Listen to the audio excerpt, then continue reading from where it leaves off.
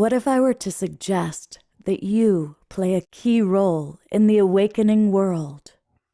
And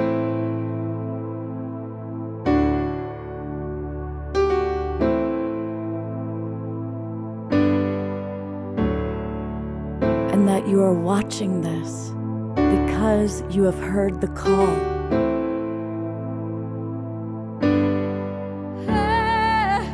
We can start right now by opening our hearts and minds.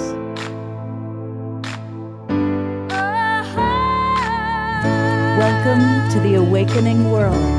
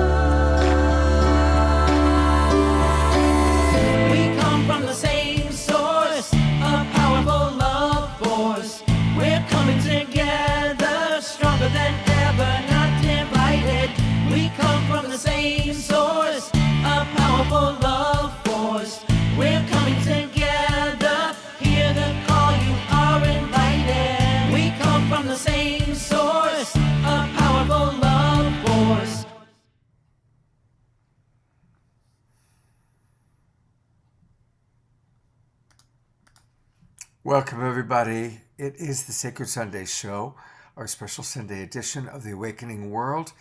And this weekend, we have been exploring our moment of choice. Now, the inspiration is this wonderful, wonderful book. And I know that many of you have been with us on Friday night and/or last night, where we have had so many wonderful presenters. Reverend Deborah Moldow, who was my co-host for the last two shows, Michael Beckwith and John Perkins, and so many others. And today we've got four beautiful souls, plus Omashar playing music, who are going to be joining us. So we're going to hear all about their contributions to this wonderful book. And we're going to be talking about what does our moment of choice really mean. So I want to welcome those of you that are watching on Facebook or one of the YouTube channels. And you're welcome to watch from there, but we'd love for you to join us. Come on into our Zoom room, and it's really easy to do that. Go to a website, our website, which is globalpeacetribe.com. That's globalpeacetribe.com, and register. And it's free. You can use a promo code of new friend, and you're going to get the links to all of our shows for the next 2 months. We do a show every Friday night, Saturday night, and Sunday, exploring important topics. This week, of course, it's our moment of choice. Last week, we were working with Earth Day. Next week, we're going to be all about healers and healing, and so on and so forth. It's always tips, tools, and practices with luminary leaders helping us to awaken individually and collectively. Also, whether you're on Facebook or in our Zoom room, let us know where you're from. We always enjoy seeing people from all over. And I know right off the bat, we've got people from British Columbia and Alabama and New England, and always people from all over when it comes to Unify. And so let us know where you're from. It is the Sacred Sunday Show, and we are multi-denominational. We don't support any one particular idea, but we do always like to take this time to honor the sanctity of each other.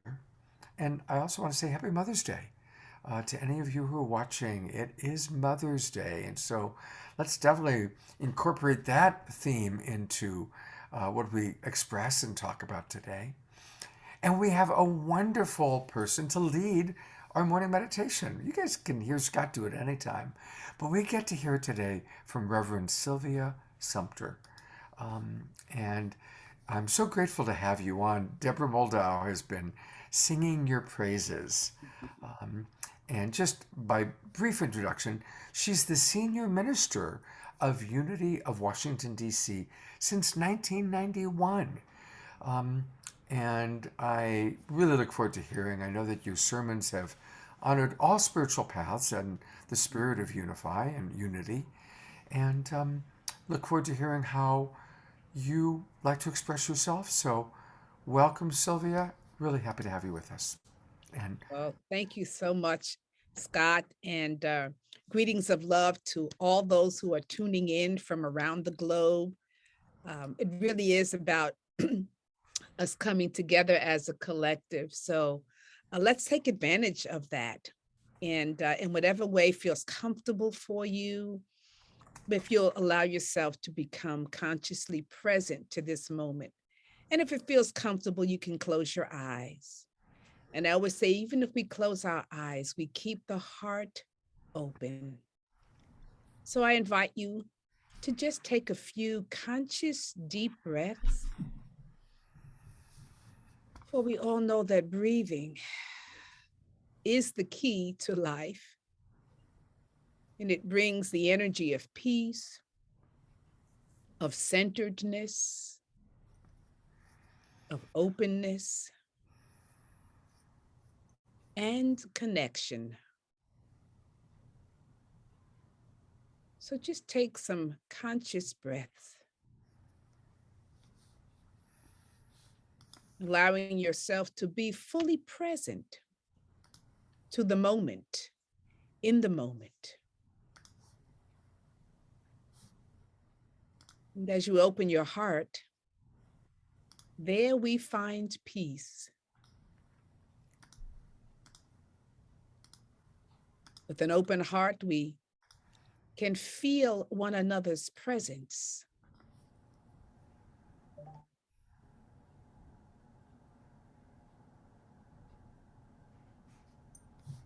We can center into that calming spirit that indwells all life.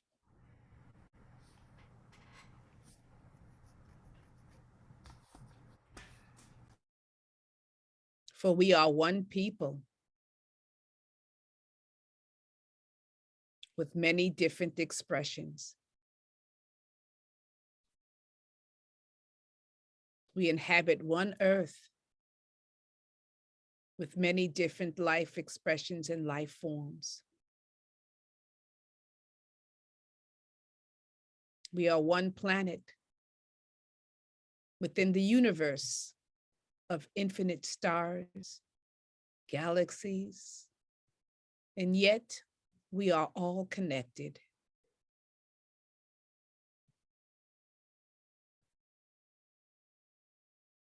So on this sacred day, this sacred Sunday, this Mother's Day,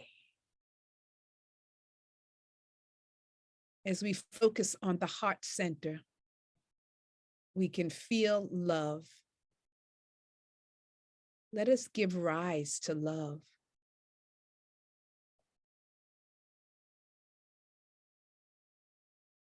Love for all things. For love brings everything to life. Love expands the beauty and the goodness in every living thing.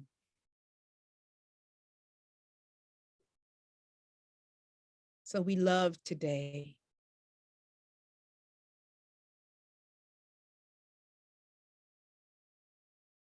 We let love bless, heal, and harmonize. As we rest now, just for a brief moment, rest in the silence and feel the love that is present in the open heart. Just be still for a brief moment. Peace, be still, be love.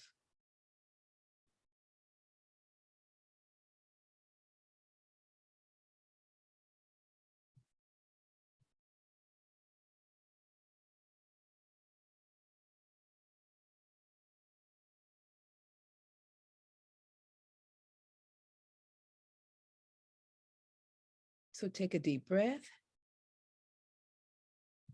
And let us now go into this day with open hearts and open minds as we receive the blessings that have been prepared for us by these beloved souls. And for this, we are deeply grateful and thankful. Let's inhale together.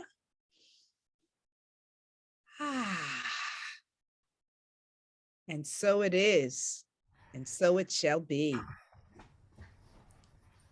To all people, blessings. Oh, that was so perfect. Can you please come here every Sunday? That was absolutely. But once you took us into just love, it's like, where else can we go? It's like, Yeah. in that moment, it's like, there it is, right? Yeah. So, thank you so much. Well, while the spotlight is on you, and then of course we're going to hear from our other wonderful presenters, what does our moment of choice mean to you? It's so powerful, Scott. This is the book in it of itself is a powerful rendition from all these beautiful souls. And the title, I understand, was selected a little bit before the world moved into this phase of infinite expression. But it's so true. Every moment, especially now, is our moment of choice.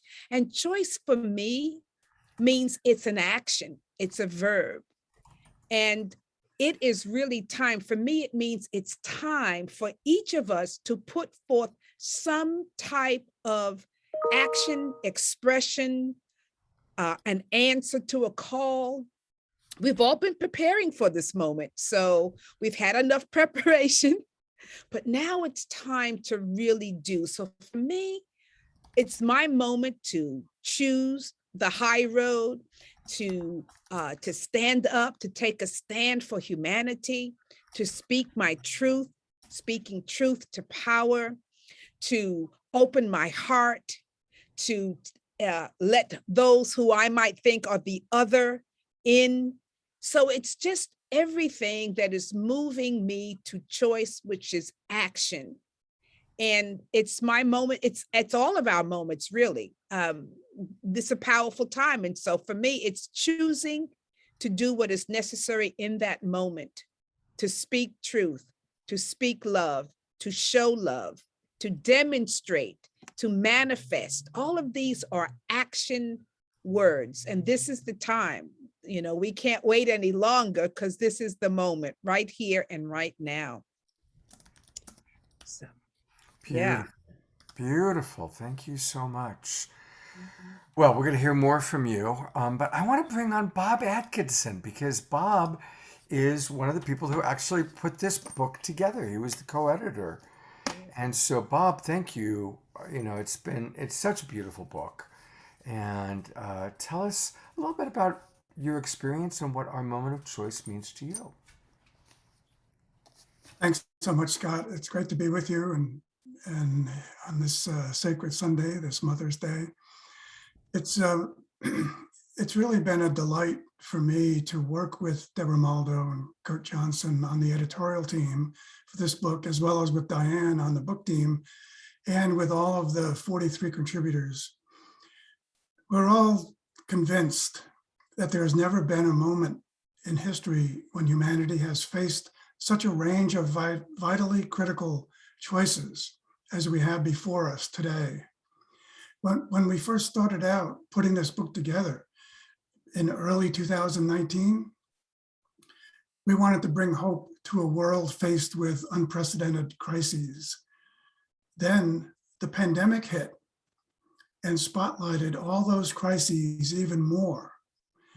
Now, 3 years later, as we launched this paperback edition, we may be emerging from the pandemic if we're lucky, but have we learned the lessons we needed to from it? All those global crises are still with us, threatening our very survival, from climate change, global economic inequality, and increasing social injustice, to a war of indiscriminate aggression, the endangerment of global freedom, and more. Humanity continues to be afflicted by strife and division, and our collective will to achieve the age-old vision of peace on earth is being tested as never before. One thing we are seeing more clearly now is that all these global crises are tied together.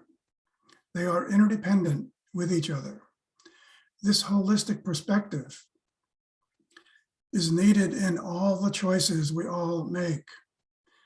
Understanding reality, the entire creation we're all part of as one whole, leaves no choice but to see all these choices as one, as they are all interconnected parts of the same whole.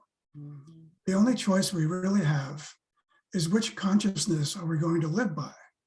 A consciousness of separation or a consciousness of wholeness? Even this choice is made clearer because we also understand better now that we are one human family living together on one planet.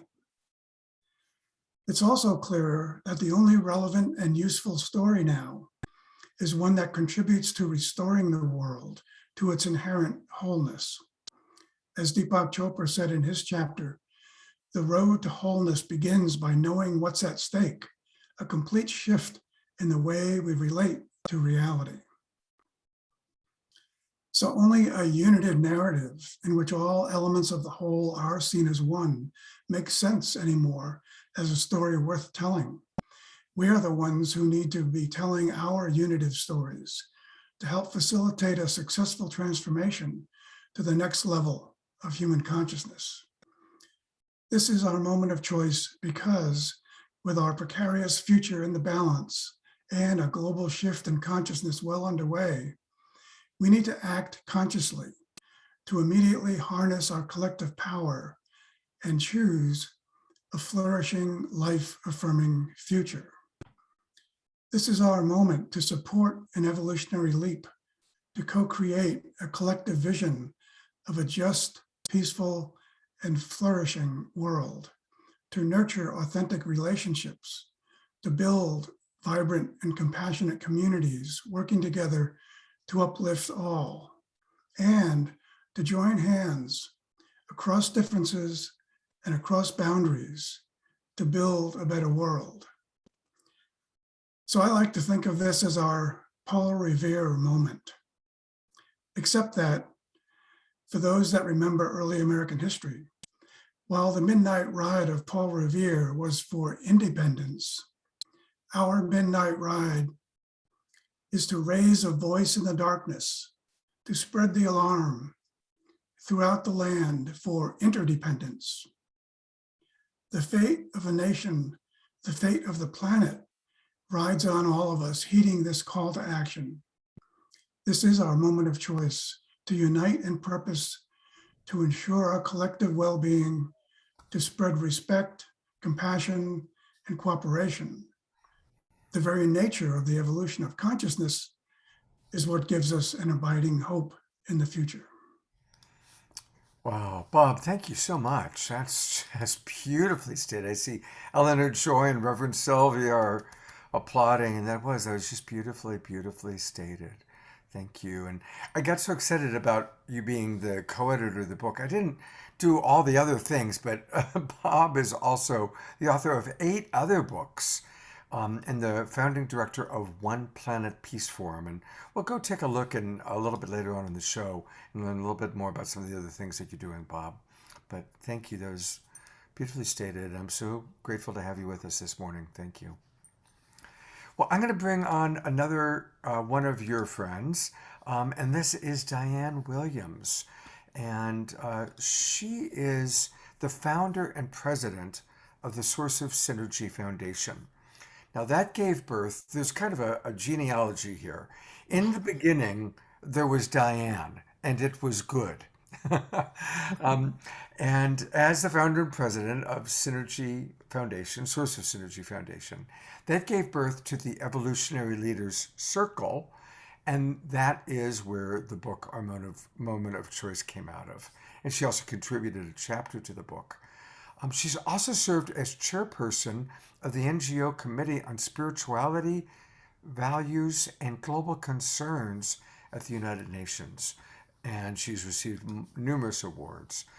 Diane, I, of course, have seen you on many of the Evolutionary Leaders calls, but it's so good to finally have you on the Awakening World and get to know you a little bit. And thank you for all that you've given birth to. Do you feel on this Mother's Day, do you feel like a My proud baby. mama? Yeah, Yes, because I do. these are your children. Thank you, Scott.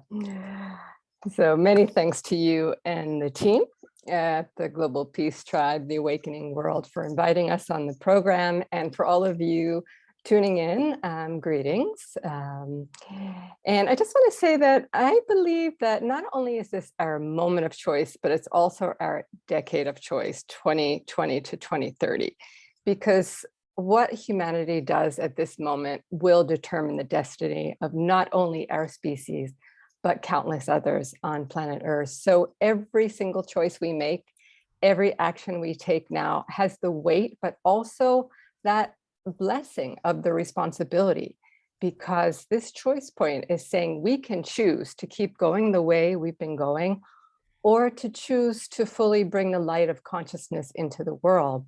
And so what is required now is really a worldwide effort from every corner of the globe, so dramatic that it will change the very fabric of our reality. And that, I think, the biggest choice we can make right now is love. And I loved your theme song.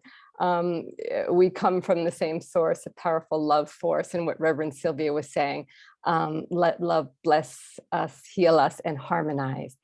And I just wanted to share personally, I had a choice recently to go to the Poland-Ukrainian border to support the refugees. Wow. And I had to think about that choice, and it was my love for the people and all that I was seeing that said, yes, I am going to make this choice. I could stay in my mundane, kind of life, just doing my routine, or really go and follow my heart and be there for everyone that I could. And I think we all have the innate abilities to really transmute our ordinary states of consciousness, our ordinary lives, into something extraordinary and something that could be meaningful for others. And just wanted to share something that I found really fascinating. There's a scientifically controlled study that was conducted by German researchers at the University of Kassel, and maybe some of you have heard of this, but they showed that the chest, our chest area of the average person, emits about 20 photons of light per second. But someone that meditates on their heart center and sends love and light to others emits an amazing 100,000 photons per second. And this level of light can actually be detected. And they say the emission of light particles, the biophotons, which are stored in the intercellular DNA, seems to be the mechanism through which an intention produces its effects. So we know Lynn McTaggart's work, she's one of our contributors to the book. She talks about the power of intention, and she has groups of 8, she calls them, that works on supporting somebody's healing through an intention. So all of us, all living organisms, emit photons as a means to direct instantaneous non-local signals from one part of our bodies to another and to the outside world. And our intentions appear to operate as highly coherent frequencies, capable of changing the molecular structure of matter, heal disease, and transform negative events. And studies have also shown that the energy of thoughts and intentions can alter the environment. So I think that, we're seeing so much about so many global challenges, including climate change, but we have the power to even affect some of the worst crises that we're seeing in the world today, because we've seen for centuries, yogis and shamans and others have been using their multidimensional abilities to calm storms and redirect hurricanes. So this is a human ability that can be learned. And I believe that we all have this power to make this type of change, and just further activating these multidimensional abilities could be the key to reversing climate change. And it's truly a global imperative right now that we choose to step into a new reality and activate our abilities so that we can more consciously direct our future. And I remember Dr. Joe Dispenza said once, we should go from cause and effect to causing an effect. And I think we could do that on many levels. So it's truly our moment of choice. And we have a lot of choices, and we have a lot of reason for hope because we do have these powers within us. Wow. I did not know that about the photons. And that was fascinating. And I want to introduce Justin and hear from him, but then I want to get back to what you just brought up. And I want us as a group to talk a little bit about that. That was really fascinating. So thank you so much for being with us, Diane. Thank you. It's really beautiful to have you here. And we'll be back with Diane in a moment. I am bringing on Justin Faerman, and I'm grateful that we have multiple generations represented here. Justin is an international speaker, a serial entrepreneur, a serial spelled Serial, as opposed to Cheerios. And probably most of all, he's a consciousness researcher working to create large-scale shifts in human consciousness, to integrate our high-level intuitional skills more deeply into the business world and everyday life. Go, Justin, that's what we need. And he's all about delivering solutions and focused media to a global audience. Well, welcome to the awakening world. He's the co-founder of the Flow Consciousness Institute. We certainly are going to look forward to learning about that. Conscious Lifestyle Magazine, we'll take a look at that. Justin, you're doing a lot, and thank you so much. It's also a pleasure to meet you, and I want to learn more about the different businesses that you're doing. But I guess we'll start with that initial question right now. What does our moment choice mean to Justin at this time in your life?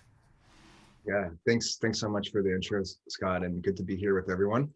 And for me, the way that I see the world, the reality that we're experiencing now is the cumulative sum total of all previous choices that humanity has made collectively. And that begets the opportunity that we have to make different choices going forward. And I think that it's easy to look at the world and feel overwhelmed by the scale of the problems that we face, or the challenges or opportunities, depending on what flavor of empowering language you want to use. But so it's easy to feel overwhelmed by that. And how can I individually make a difference? Or, these things seem to be set in motion by forces that are, like way beyond our ability to shape and control. But it's really illusion. And the fact that all of what we're experiencing has been created by our choices to date shows that by making different choices, we can actually steer, our destiny into a completely different direction. And I always really, to follow on what Diane said, you really set up beautifully so much of my philosophy is that, us as individuals are so important, that the collective is nothing but a bunch of individuals. And so if we don't each take responsibility for making different choices and making choices that support the reality that we want to create, we'll never get it done. So it really comes back at the end of the day to each of us individually, that the most important thing you can do, like Gandhi said, is to be the change in your own life, to make choices that support the reality that you want to see, that's healthy, thriving, harmonious, sustainable, all these different things, regenerative. So for me, our moment of choice is literally right at home in our personal roost. Like, how are we living? What are we choosing? Are we choosing fear, or are we choosing love? We're choosing to be hyper rational and, listen to doomsday science that is very biased, or are we choosing to listen to our heart, what we know is possible in our hearts and in our minds and in our dreams? And so, so choice is the crux of everything in my experience. And so it's a beautiful topic for the book, and a beautiful topic to meditate on, that how can our individual choices feed the mosaic of choices that is humanity's destiny. Wow, beautifully stated. Okay, I'm going to bring everybody up because I want to riff on kind of what I just heard Justin saying and what Diane said. And so let me bring everybody on so we can see each other. So here, I'm going to go in an interesting direction of a question. Most of us are pretty familiar with quantum physics, that life is an illusion. I personally believe that it's a dream world. It's a dream within a dream within a dream within a dream. But we're here to learn lessons of love. I'd love to hear from each of you. What's the balance of holding just the highest vision possible and trusting that somehow we will awaken into that vision. But a skeptic could say that that's a spiritual bypass to avoid taking responsibility for the down-to-earth practical choices we need to make, because clearly humankind has not been making sustainable choices. So my question is the balance between kind of like the highest possible vision of just imagining a healthy future versus embracing the very real kind of problems without getting lost in those problems, but dealing with them. And I'm really asking that as a question. I'm trying to ask it as neutrally as I can. So I'd love to hear what any or all of you have to respond to that. It's a bit philosophical. We'll go with Reverend Sylvia first, okay? Yeah, I love that question because I've been thinking, I looked at the title and it says it's our moment of choice, evolutionary visions and hope for the future. And for me, it's not an either or, but it's a both and. We have to hold the vision because we know, and I love what you said, Diane, and what you shared. So that was just so powerful. It's everything that I believe, because in the subtle world, we have to work in the subtle world with subtle energy, spiritual energy, which is not seen or touched or felt, except for in our innermost being. So we have to hold that vision, which means you hold the vision spiritually. The energy of holding the vision is what helps it to manifest in a physical reality. So it's the law as within, so without. So we have to do both. We must touch into that inner realm and hold this vision with as much energy as we can from our heart center, because the heart's vibration is the strongest vibration in the body. And it's the strongest vibration that we can emit. So when we're coming from this highest place within us, it's not the brain, but it's the consciousness and the wisdom of the heart that is the higher place. When we come from that and hold this vision, that begins to gather and draw the dynamic energy needed for manifestation. So while we're doing that, we also and holding this vision of a world we want to see in the heart, the wisdom of the heart, with not just the mind's eye, but the eye of the heart that can see the greater vision, the greater hope, the greater value of life itself. When we hold that and vibrate at that level, then we have the ability and capacity to then take action in the physical realm to, do whatever is needed, whether it's to bring healing to the relationships or taking steps to heal Mother Earth, or calming down the aggressive energy so that there's a unified energy at the collective whole that begins to take hold in people's consciousness. So it's a both and I think our part as people on the planet, we're all visionaries. Mm-hmm. So let's hold that vision. And we have a saying that says, when you pray, you have to move your feet. So when you pray, move your feet. We're going to hold the vision, and then we take action. Whatever is ours to do, we express it so that affects the entire, world. So for me, it's a both and. Beautiful answer to a complex question. Well done. Well done. Who else would like to, anybody else want to add to that or respond or riff on it? Well, I think we all have to, when we think about what happened at the beginning of our universe, right? There was the Big Bang. We were all connected at one point. So you talk about quantum physics, we're still connected at this point in time. So what we do to one, there's a ripple effect. So I think about the importance, like for instance, if we want world peace, we have to attain inner peace. If we want to see more kindness in the world, we have to put out more acts of kindness. I was reading recently that acts of kindness, like it increases your level of dopamine, serotonin, and endorphins. And it's really interesting because the same thing happens to the person that you just supported. So a personal story from a few days ago, I was in Milan, Italy, and I had to get a taxi. And it was a female taxi driver, which is extremely rare in Italy. And she was driving super careful. I just admired how she was driving. And at the end of the ride, I complimented her and I gave her a tip. And usually in Italy, they don't give tips. It's not like in the US and other places in the world. And I just told her how much I appreciated her. And she turned around and she looked me straight in the eye and she said, you know, I've never heard that from one of my passengers before. Thank you so much, because it affirms what I'm trying to do is just to be a good driver and keep my passengers safe. And I so appreciate it. So it wasn't even so much about the tip, but it was more about the appreciation. So I think if we could walk through the world with everybody on our radar in that way, I think the world will just be a kinder place. And I think it's just really key that we think in every moment, you know, every moment we have a choice from the minute we get up to the minute we go to sleep.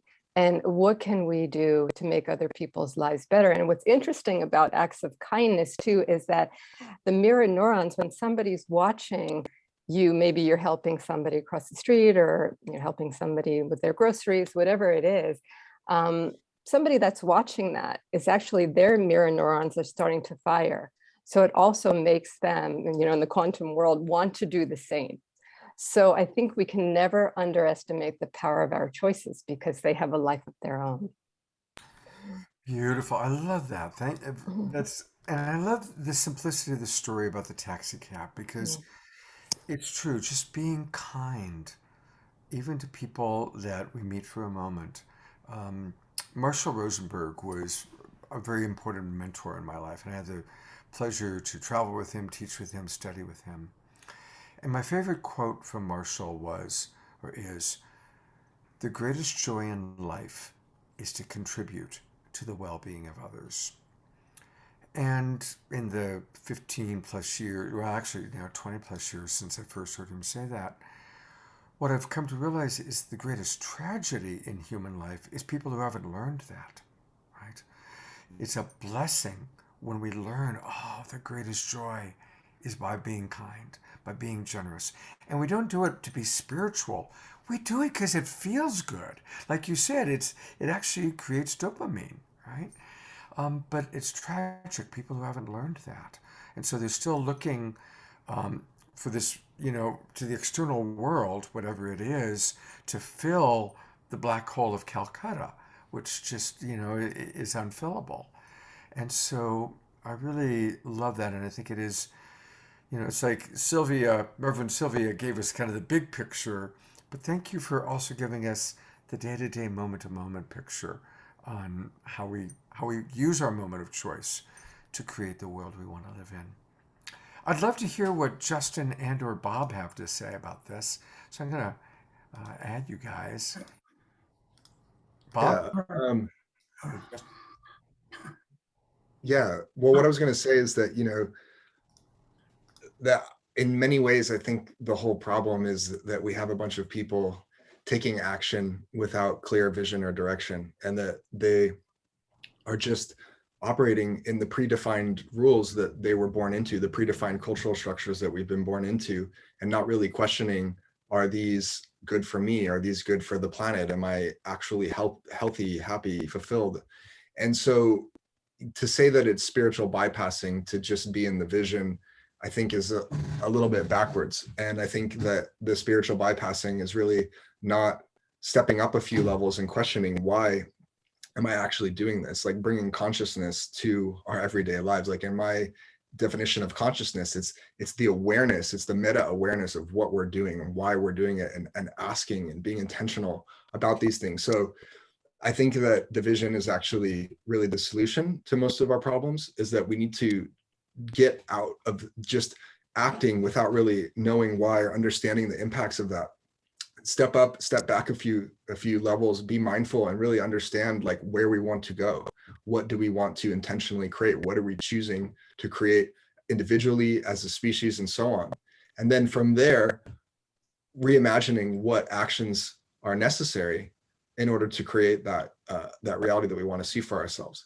So like Sylvia said, I think that they're both are integral and essential, but if they're not both being informed by a strong vision or consciousness, then we're going to end up continuing to stumble and trip around and, you know, pollute our planet and fight and all these different things because we haven't really questioned the operating system that we're living under. So I think that the solution is stepping back into vision first and foremost, and really getting clear on what is the beautiful future we want to dream for ourselves. And then from that place, seeing where the chips want to fall and how each of us, based on our unique purpose and archetypes and so on, fit in the larger puzzle of bringing that into form. Justin, I love that. That's really beautiful. Yeah, so get clear on the vision, kind of a higher self, God-directed vision, that part of us. And then once we're clear on vision, what do I do today? What wants to happen today? What steps do I take? So beautiful. I'll add one other little thought to it. I'm a big fan of the Beatles, but I think they kind of blew it with All You Need Is Love. It's a beautiful song, but we need more than love. But I wish they had made it do everything with love, right? It's so important for us, whatever it is we're doing. That taxi driver that Diane spoke of, she was doing her job with love. We all know what it's like to be at a restaurant and have a waiter that does it with love versus someone who just doesn't do it with love. So get clear on the vision and do it all with love. I'm gonna bring Bob on, and hey Bob, you've got a friend who's watching. I hope I pronounced your name correctly. Watching on Unify is Heidi Veertaler, and she says, I was blessed to have met Bob Atkinson here in our home state of Maine in Wabanaki territory. So Heidi is sending her blessings, and I wanted to let you know that. Right. What are your thoughts either about Heidi or about the Wabanaki territory or the question we're talking about? Oh, wow, there's a whole lot there. But I did want to go back to your original question, which I thought was great, and also your quote that you gave us from your mentor. I think that's really key to remember as we talk about these big picture subjects, because that quote that you gave and your addition to it is really what's meant to be the outcome and the result of every transformational mystic journey. That's what we end up with, is that understanding. And so kind of to tie that into your original question for this round, it's the whole part about how do we create that balance between what appear to be maybe two opposing forces. And as Sylvia and others have said, it's not one or the other. It really is both. And from my and many spiritual traditions, there's a way to bring those two sides of that question about balance into focus. And that there's a saying that does that goes, walk the spiritual path with practical feet. And if we really understand what that means, I mean, we get an understanding of that as well when we've accomplished, created, completed the journey that leads to an understanding of the quote that you referred to earlier as well. So for me, that really, that a big part of understanding and achieving that balance also has to do with understanding the nature of consciousness and what it's really meant to do for us, how we can utilize the consciousness that we've been gifted with as human beings. And so this kind of also comes from my next book, which will be coming out later this year, called Living into Wholeness, a guide to the new story of our evolving consciousness. That's based not only on a universal principle found in or pattern, a universal pattern found in mythology, mysticism, rites of passage, and psychology, that book is also built on 3 principles, one of which is the consciousness principle.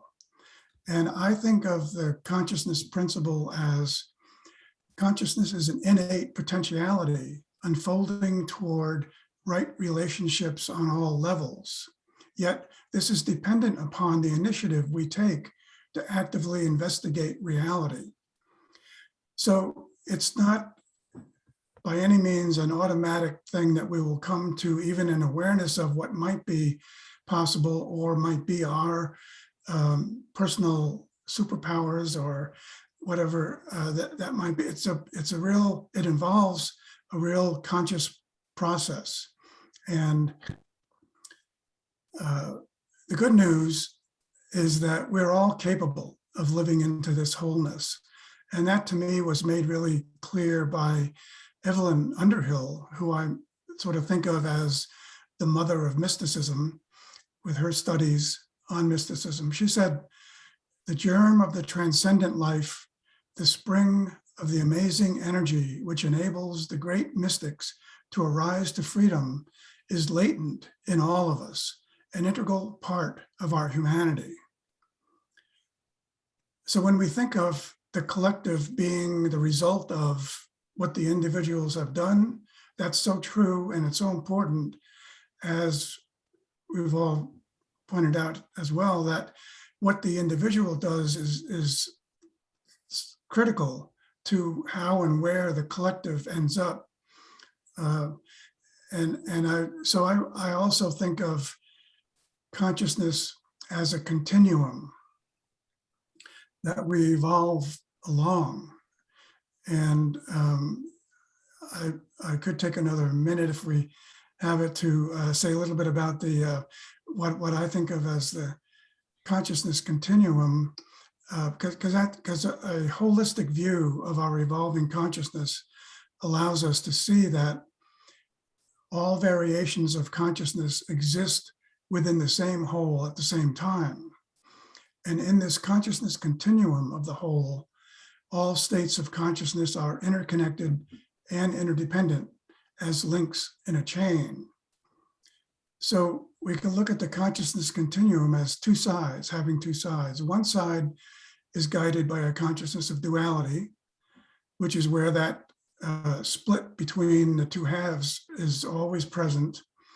And that side creates hierarchies, builds systems of injustice, leads to stereotyping, discrimination, violence, and ends up with genocide and war, endangering our very survival.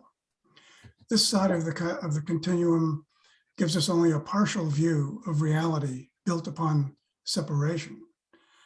But the other side of the continuum is guided by a consciousness of wholeness and moves us from respect for difference toward compassion for all.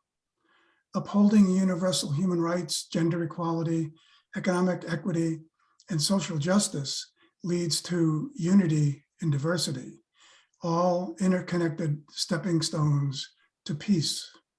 So on this side of the continuum, a holistic view of reality sees all things as they are, aspects of one reality. And all of that, from the perspective on that side of the continuum, all parts fit together as a unified field, a mysterious harmony, a hidden wholeness. And so that's how the individual is so intricately interconnected with the collective. And the collective depends upon the conscious evolution of the individual. And both happen in partnership with each other. So I think we're, as a whole, I think individually and collectively, we are moving toward a clear understanding of that balance that you started out with in that question, and how it really is a matter of both possibilities, both options, views becoming different aspects of the same whole. So I'll leave it there for now. That's beautiful. I'm going to bring your friends on. And I have another question that I just want us to start with as a group. And it's actually built around something on Bob's website. Bob has the Oneness Pledge. And I'm going to read it and then ask a question about it. This is from his website, which is, you'll find at robertatkinson.net. And he encourages us to take the Oneness Pledge, which is, in all my thoughts and actions, I pledge to look on all things with the eye of oneness. Or he said an alternative form is, I see all things with the eye of oneness. That's a beautiful pledge. And I'd love to ask each of you, what's a mantra that you use that helps you to see the world from a higher perspective or from a more loving perspective? Because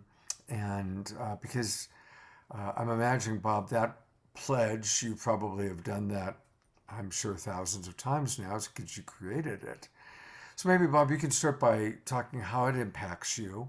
And then I'd love to hear what mantra or pledge our other presenters here use in their lives. Thanks, Scott, for noticing that. And any kind of a pledge really is something that we make a choice to strive for. It's not something that happens automatically, quickly, even. It's something we choose to work toward. So that's so that pledge is like all others in that sense. It's something we in our own way commit to, strive to live into.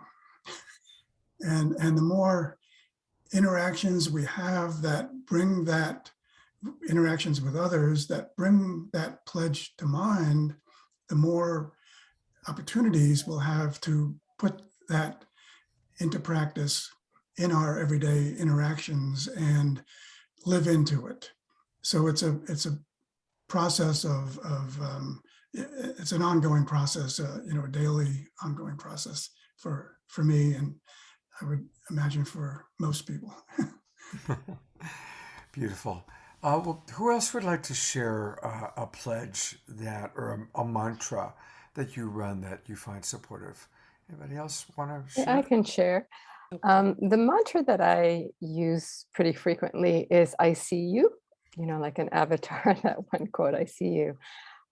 Bob talked about consciousness based on right relationships on all levels. And I think about that a lot because we look at the war in Ukraine, we're out of relationship with each other. At least some people are, not everybody. I don't want to say everybody. But then we look at our relationship with nature, how we've exploited nature. We don't see nature. I know sometimes I try to go outside and sit in the same place every day. So nature gets to know me, I get to know nature. And also out of right relationship with animals. We know that the pandemic or a lot of pandemics, the virus is caused by us not being in right relationship with animals, whether we're encroaching on their land, so they're coming towards where humans are living, or we're putting them in cages at a market, or so I try to go through the world with my mantra, I see you. So I was on a farm a while back, and there was some baby calves outside, probably, I had a feeling I knew their faith, but really looking at them in the eyes and saying, I'm sorry, I see you. And just wanted to mention really quickly, the town I live in now is called Leiden in the Netherlands. I'm here part-time.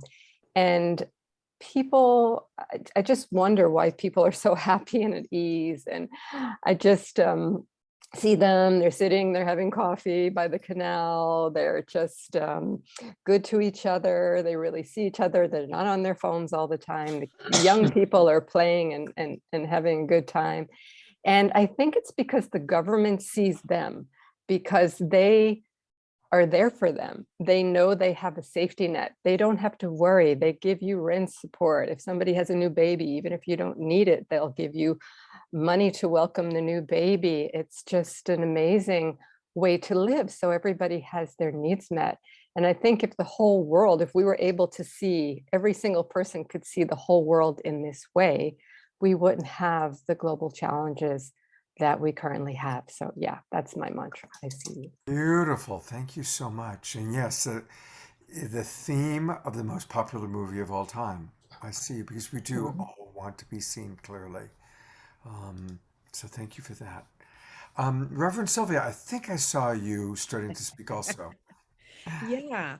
Actually, the mantra that I use often comes from a retreat I attended with the Brahma Kumaris and my good friend, some of you may know, Sister Dr. Jenna. And the Brahma Kumaris had this saying, I am a peaceful soul. And something about hearing that, when I heard it at the retreat, it went deep into my soul and it opened me up. And I just love it. It's so simple. I am a peaceful soul. And what it does when I'm not in that state of peace, I'm able to see that. And I can then bring myself into a better vibration by affirming, well, you know what? I'm a peaceful soul.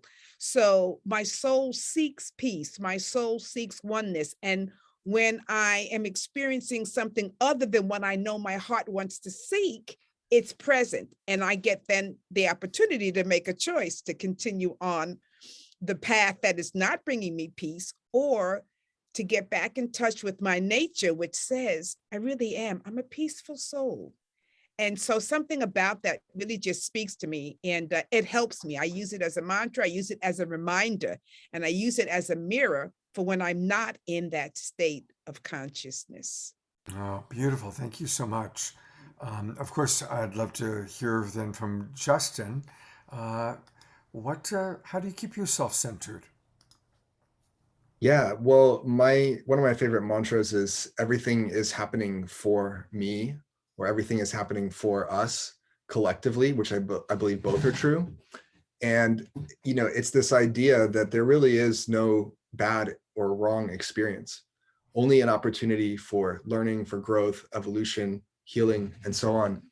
And when you look at what's happening in your life or what's happening in the world through that lens, you can begin to have an empowering experience of what's happening, even if that experience is really challenging, or that some might consider it to be a problem. And that looking through that lens, we realize that everything is an opportunity ultimately, and everything has a silver lining, and everything has the potential for positive impact if we choose to see it that way and make a choice to embrace it on that level.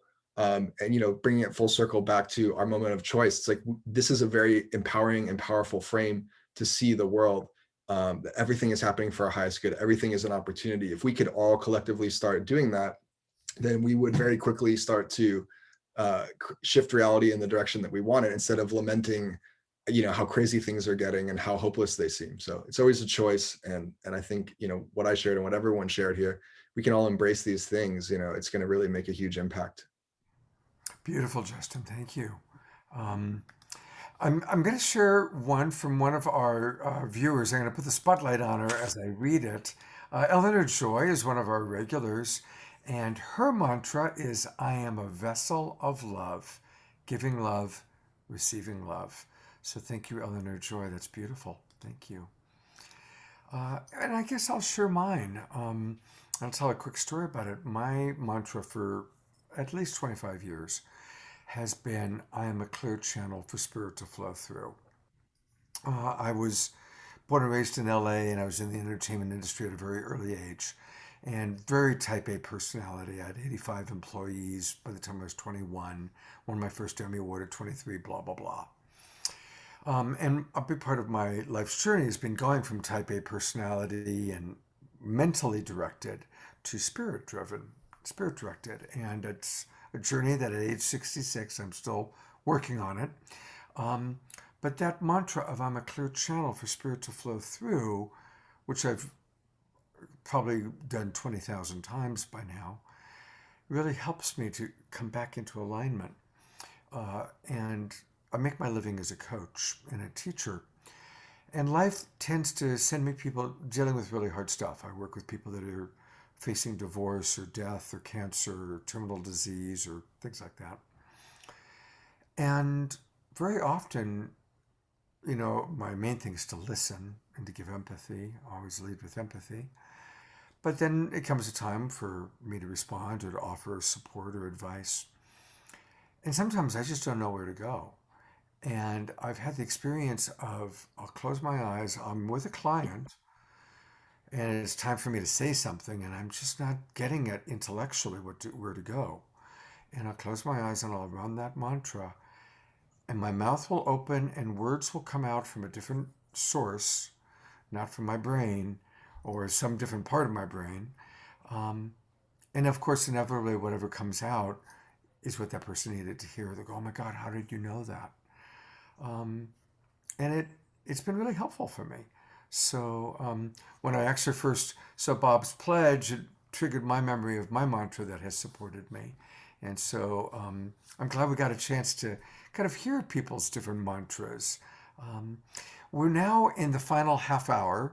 So that's where if people have questions, you better get the questions now. So that I can read them to our people, and I'll keep looking down to see people's questions. But I also want to use this time to get to know each of our presenters a little bit more. So I'm going to go to, again, kind of in the Mother's Day theme, I'm going to the mother of all of this, Diane Williams, and the Source of Synergy Foundation. And Diane, I'm going to actually go to the website and ask you to tell us a little bit about the Source of Synergy Foundation, what it is and how it works and all of that. And of course, right at the top of the page is our moment of choice. So everybody, the website is sourceofsynergyfoundation.org, sourceofsynergyfoundation.org. And of course, first thing we should do is order the book if we haven't done that already. But Diane, tell us about the foundation and direct me to any places you might want me to go to. Sure. So we started about 15 years ago. We were in New York, had a conversation with Deepak Chopra, gave him sense of, I was telling him I was at the UN and people were working mainly in silos. And I had a vision to create deeper synergy in the world, and mentioned I wanted to bring leaders together. And he said, great, let's do it together. So that was the biggest gift that I could get, including as well as Deborah Moldow, who was another huge gift. She's the director of the EL Circle and doing a fantastic job. She's an amazing being, as you know, Scott. Yeah. So that's how it started. It just started with just saying, let's bring some people together, see what happens. How can we, be a more powerful force together, so the whole is greater than the sum of its parts. And then people wanted to keep meeting through the Evolutionary Leaders Circle, and the website for that is evolutionaryleaders.net. And we've been together for quite a while. Thanks to Kurt Johnson, we have many, many synergy circles on different topics. And so we just believe that synergy is really the force that powers a transformed world. So whether that's synergy between people, between organizations, between constituents and politicians, but just whenever you come together with that intention to do something together, we feel that that energy creates a greater and higher vibration than if you could do it alone. It's just, we welcome you to look at our website. As you said, it's sourceofsynergyfoundation.org and evolutionaryleaders.net. Also, if you want to learn more about our moment of choice, you can go to ourmomentofchoice.com. And that's where you can learn more about the book and all of the contributors to the book, and how you can get the book on Amazon and other sources. And we're really grateful to our publishers, who was Beyond Words, Simon & Schuster. They've been absolutely fantastic. And we hope you enjoy the book, and we hope it inspires you. All right, so here it is. You can order it if you haven't already, and I'm hoping a lot of people have ordered it from the first two shows we've done, are momentofchoice.com, and you can order from Amazon, Barnes& and Noble, Beyond Words, IndieBound. Here's the video, and definitely always make sure you sign up Thank so you. that we can, definitely always want to track and let you know about all the amazing things that are happening. So thank you so much, Diane, Thank for you. giving birth to all of this. Thank you so much. Reverend Sylvia, what would you like for people to know about you and the work that you do? Thank you. Well, a couple of years ago, myself and a few members of my church initiated a program called Stand Up for Humanity. And I originally had a vision of, I said, 1 million metaphysicians on the mall. I'm here stationed in Washington, D.C. And so that vision came, 1 million metaphysicians on the mall, which is, of course, the mall between the Lincoln Center and the Capitol. And I just thought, wouldn't it be great to have 1 million consciously aware people coming together to hold an intention to speak for the world we want to create and to stand up for humanity. And then it morphed from 1 million metaphysicians on the mall to actually just a movement where people can stand up for humanity in whatever way feels comfortable for them. It can be through the work they are doing as their life work. It can be something as simple as extending kindness and love and compassion to a stranger on the street. We all have something to contribute to this whole, to the collective. And as everyone's been saying, it starts first with the individual. And so it was a call for people to think about, how will you stand up for humanity? In what way? And so we had 2 programs on the mall, and it was a wonderful experience. Diane came and Deborah as well, and I was so delighted to have them. But right now we're trying to regather and group ourselves because with the pandemic, we need to really, this is the time, this is the moment. And as I was listening to all these wonderful souls on the panel today, Spirit was saying it's time to really rev up, stand up for humanity again to another level. So I thank you because I feel stimulated and I feel encouraged to bring more life to this movement. So you can see about it on my church's website, which is unityofwashingtondc.org. And I just say, look, right now, there's things from the past, but I know that we're going to be opening up to a greater vision of what Stand Up for Humanity can be about. So I thank you. And I thank you for this opportunity too, Scott. Yeah, oh my gosh, isn't this fun? Yes. So I'm on your website and I see the stand-up section. So does the volunteer call still work? Let's take a look there. Stand Up for Humanity. Yeah. So people can sign up here. And they can share what ways they want to stand up, but we're going to be revising all of this. So just stay tuned, but you certainly can reach out and we'd love to have you to let us know that you're there, willing and ready to stand up for humanity. Well, when you're ready, when you know what you want to do next, let me know and we'll dedicate the Awakening World a show or a weekend to that. And that's what we're doing now. We've had Sister Jenna on the show. She, in fact, co-hosted, like Reverend Deb co-hosted the last couple nights. Sister Jenna has co-hosted with us. And, it's really fun. Last week we were with the New Living Expo. In future shows, we're going to be collaborating with the Soul Play Festival and with the Relaxpansion Fest. So we're here to really help everybody know about everybody else. Yes. And Yes. so it's been such an honor to meet you, and I certainly would love to collaborate with you in any way that Great Spirit calls upon us to do so. Thank you. It's a date. All right, I'm looking forward to it. That sounds good. I'm up for it. Thank you. Well, I'm going to go to Justin because he's got a lot going on. So there's actually 2 different websites. And I guess I'm not sure which one we should start with. Do you want to start, Justin, with your solo website or with your organization?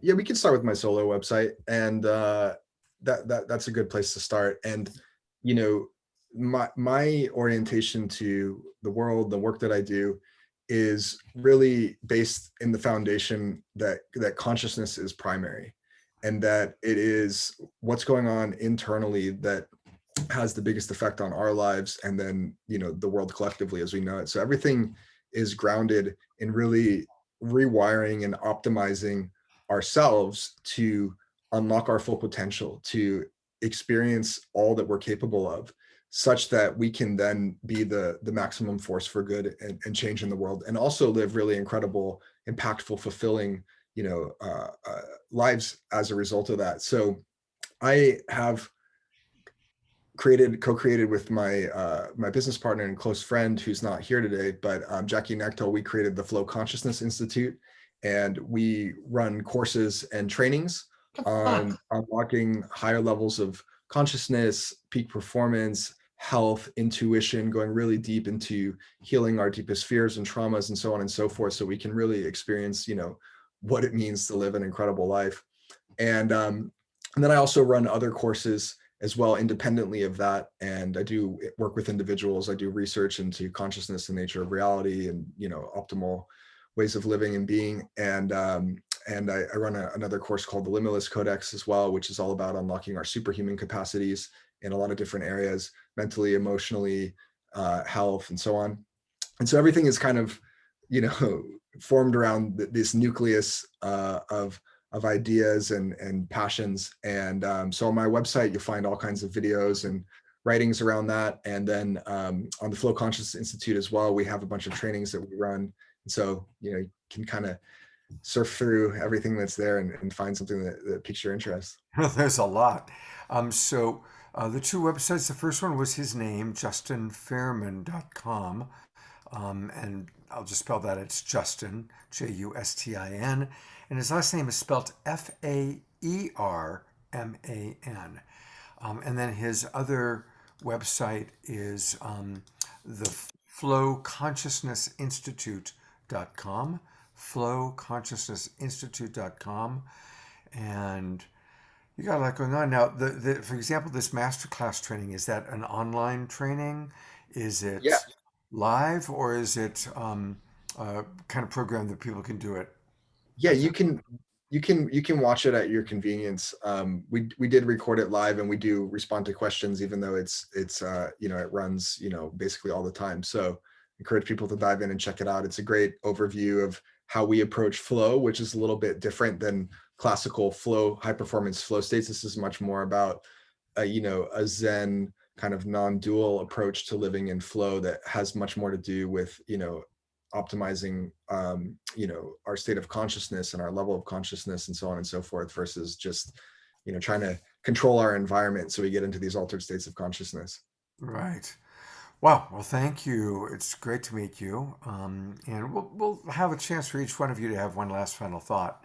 I guess we'll go to Bob. We haven't, I had quoted from Bob's website, but let's actually go there for a moment, because it's actually a beautiful website. There's a lot going on there. Let's see. That's a moment of truth. I've got so many websites open now.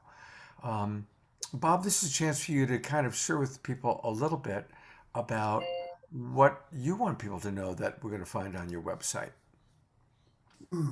Oh, and by the way, it's his name, which is robertatkinson.net, and that's where we're going right now. It's loading up. robertatkinson.net, and once again, our moment of truth shows right up. And Bob, of course, has written 8 books. So I'm seeing a lot of this. Look at the story of our time, from duality to interconnectedness to oneness. So, all right, Bob, there's a lot going on here. What do you want us to know? Thanks, Scott. Yeah, there's that has all of my previous books. Just quickly, the one that it doesn't have yet is the new one, which won't be out until the fall, which is why it's not there yet. But, and I mentioned that earlier, Living into Wholeness. But on this, just while you're here, I do have a memoir called Year of Living Deeply. Yeah, right here. A memoir of 1969. And it just happens for me, while we're talking about moments of choice. The reason that I ended up writing that memoir from my experiences in 1969 is because a whole string of experiences were built upon one choice after another that led me from one thing to the next. And just quickly to give you a quick example of how our choices are and can be at least really tied together to each other. And this goes back to my mid-20s when I was living on the Hudson River, just a ways up from New York City. One day I just decided spontaneously to go down to New York City for the day.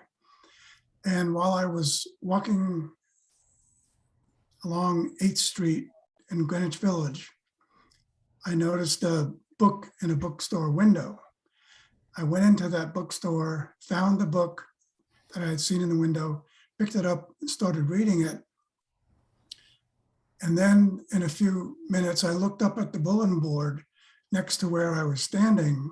And on that bulletin board was a poster announcing a talk by Joseph Campbell, whose book I was reading that moment. Wow. And I was faced with, because that poster was announcing a talk he was giving that night, just a couple of blocks away from where I was. And I had just the right amount of time to get over there. So I was, without even expecting it, knowing it, I was faced with an immediate choice. Am I going to go over and hear this author whose book I'm reading now, hear him talk? And of course, I made that decision immediately, spontaneously, and synchronistically and synergistically in every other way. And that ended up really changing my life, not only hearing his talk that night, but meeting him afterwards and having Joseph Campbell become a mentor for me in my mid-20s.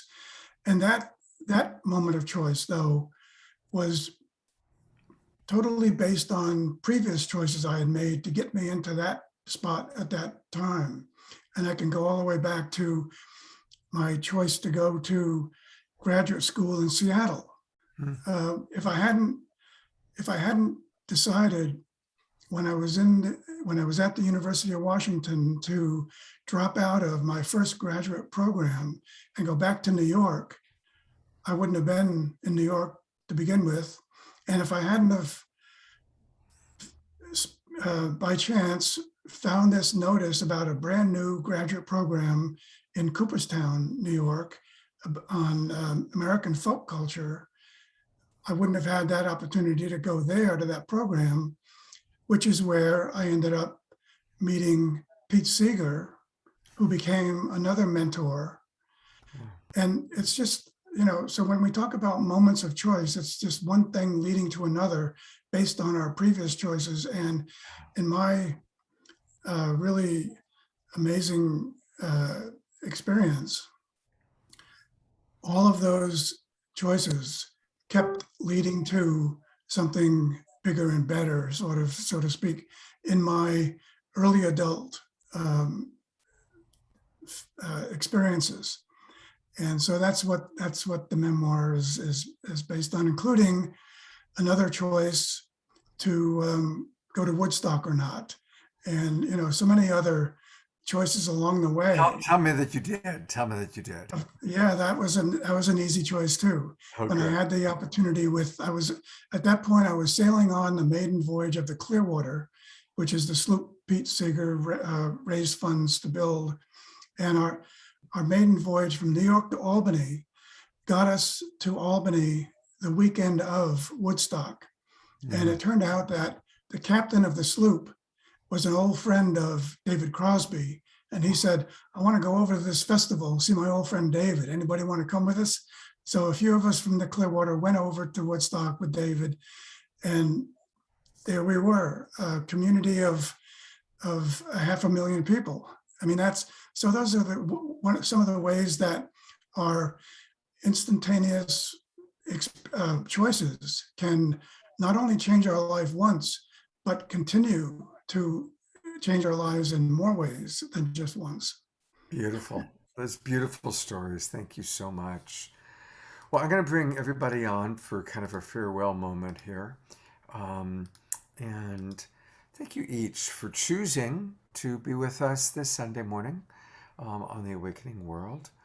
And I'm not going to keep it on all five of us and just open it up to any final thoughts that anybody wants to share, any final messages, thoughts, inspirations that you wish to share. I just want to offer deep gratitude, Scott, to you and to everyone who's out here doing this wonderful work, but especially for programs like this, because it's very, sometimes, we can operate in our little silos and our own little places, and we can also get a little tired. People are COVID fatigued. We can sort of get fatigued a little bit about everything that's going on and the amount of energy that it takes. And so for me, when I'm so busy trying to feed everybody else and keep everybody's spirits up, I sometimes have to sit back and take a deep breath. And it's programs like this. It's connecting with people like, all of the guests here, and that then re-energize me and feed me and, give me the strength to, okay, let's bring it on again.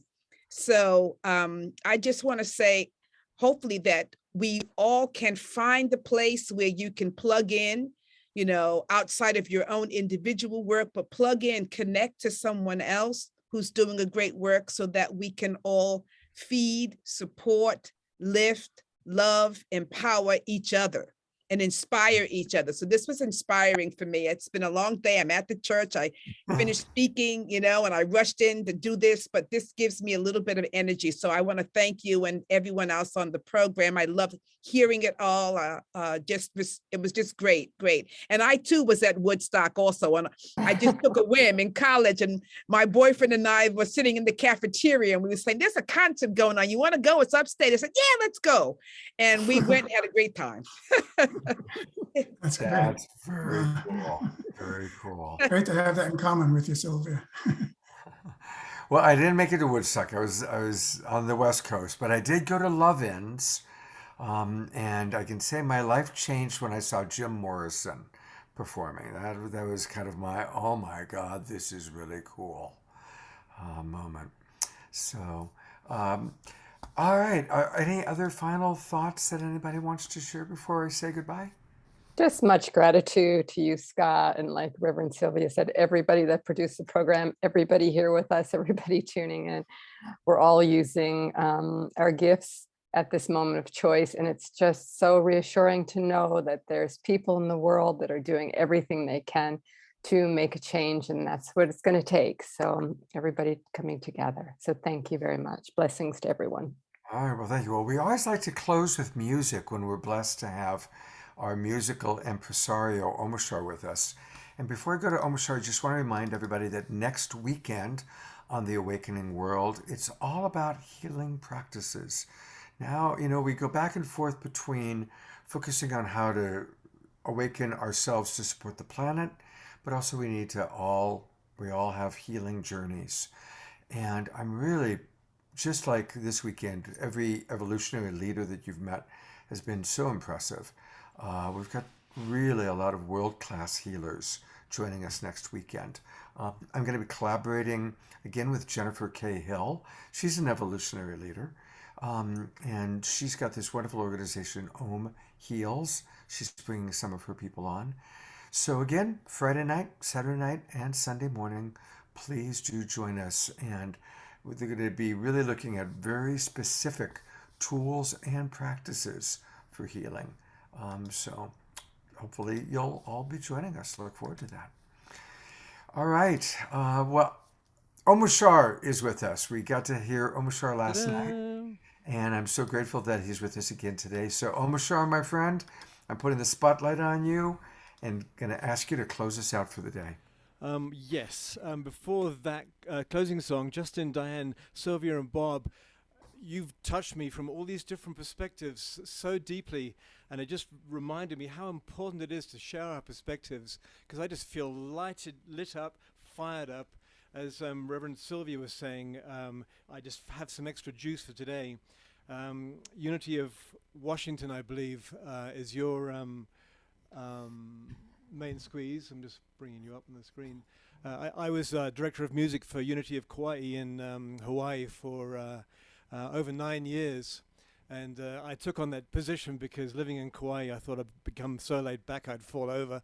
And so I had to set myself up with the practice every week. And another thing, 2 more things before I sing. When I wake up in bed each morning, my mantra is, I enter this day in divine consciousness, with divine consciousness, by divine consciousness, and for divine consciousness. And I do my best to make them my first words, no matter what dream state I've come out of, and enter into the day that way. And one last thing, Diane, you were talking about the photons from the heart. One of my most recent practices is I'll pick half a dozen people each day, especially people that I perhaps have a falling out with or whatever, and I'll go into my heart and I'll send a direct ray of love from my heart to their heart. And it just said to me, yes, what you were saying about the photons and how we increase the photon projection from our heart by doing these practices. So I have full hope that I have full knowing that we will survive this and that we are joining together, and it is because of Scott and programs like that this is happening. Okay, now the song. It's called Now is the Time, and it's divine consciousness talking to me, and it says, you'll never walk this way again, because the world that we're leaving, we don't want to walk that way again. And so lay down all of your guards. And here we are. Thank you so much for listening. Thank you. I'm subjecting you to my voice, so thank you. No, we love you. We love you. We love you. We love you. All right. Deep breath. Love is all there is.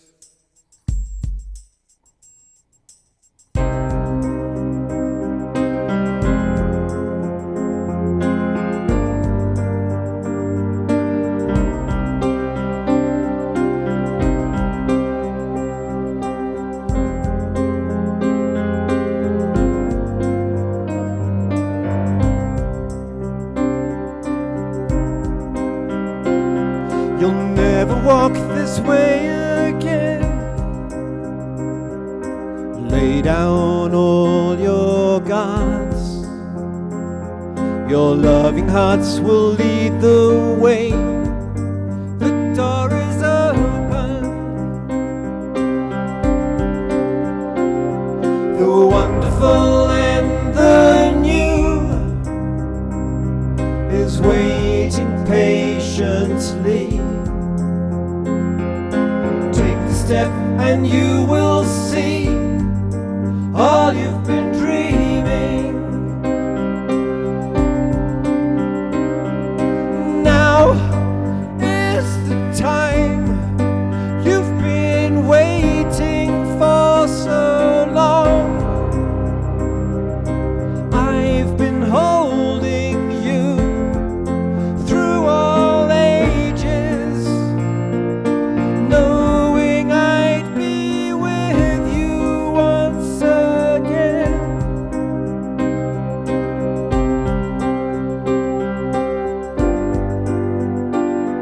You'll never be alone again.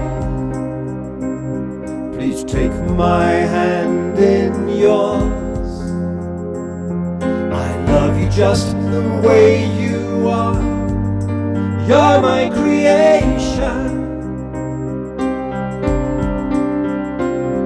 The wonderful and the new is waiting patiently. Take the step and you will see all you've been dreaming. Now is the time you've been waiting for so long. I've been holding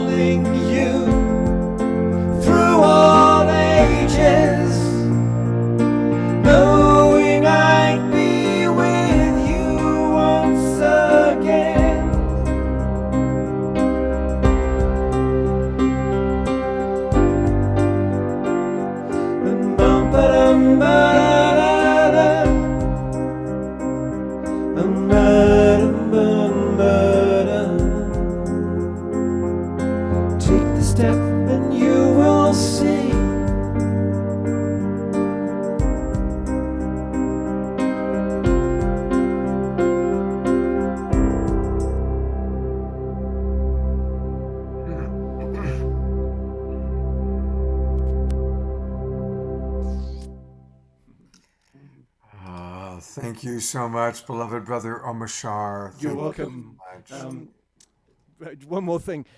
This little green screen here, these are the steps to the tour in Glastonbury that leads up to St. Michael's Mount, the church on the top, and that thing behind the window is a green screen of the tour in Glastonbury that I was at just a couple of months ago. Just a little fun thing.